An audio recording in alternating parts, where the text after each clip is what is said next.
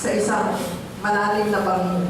At ayon na sa mga pagsusuri, ang babae nito po ay nagsikap na makaligtas doon sa kanyang pagkakahulog. Nasumpungan sa kanyang mga kamay, nakita sa mga kuko na punong-puno ng lupa. Nakuha niyo yun? Punong-puno ng lupa. Siguro sinisikap ng babae na siya po ay maligtas. And then sa isang kamay niya, nasumpungan na mayroong mga damo na tinatawag na kugon. Alam niyo po yung kugon? Ito yung uri ng damo na madaling matupok ng apoy. Diba? Pag natuyo siya. So ang hawak-hawak niya ay mga damo na may maliliit na ugat. At sabi nga, yun daw po ay kugon. Ngunit sa kabila ng kanyang pagsisikap at siya po ay nakahawak doon sa damong yun, hindi pa rin po siya naligtas. Bakit po? Ang nahawakan niya ay maliliit o halamang may maliliit lamang na ugat na walang sapat na holes doon sa lupa, doon sa soil, unlike doon sa malalaking ugat. Diba? So yung nahawakan niya, maliliit lang ang ugat. Kaya ang sabi nung investigador, kahabag-habag na babae, nagsikap na siya ay maligtas, ngunit walang pinatunguhan, napahamak. So ganoon din po sa buhay ng tao, marami ang nagsisikap na makaligtas.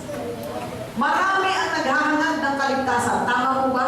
Kaya nga nagpapakita ang Diyos, ang mga tao, ng pagiging malapit sa Diyos, lahat ng paraang ginagawa.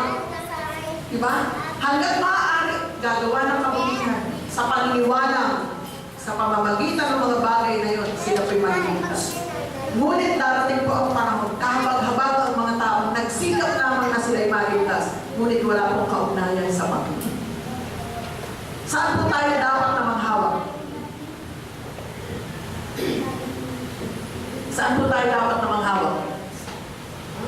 Sa katotohanan lamang ng salita ng Diyos. Hindi po natin pwedeng panghawakan ang turo ng tao, ang tradisyon na ipinamana sa atin ng ating mga ninuno. Kasi ang sabi nga, pinalaya na kayo mula sa mga kautusan. Pinalaya na kayo sa human regulations. Yung mga legalistic teachings, pinalaya na tayo. Minsan doon tayo nang hahawak. Hindi solido yung ating nahawakan. Kaya ano po mangyayari sa mga taong wala pong kaugnayan sa Diyos? Patuloy at patuloy na mahuhulog sa bangin ng kapahamakan.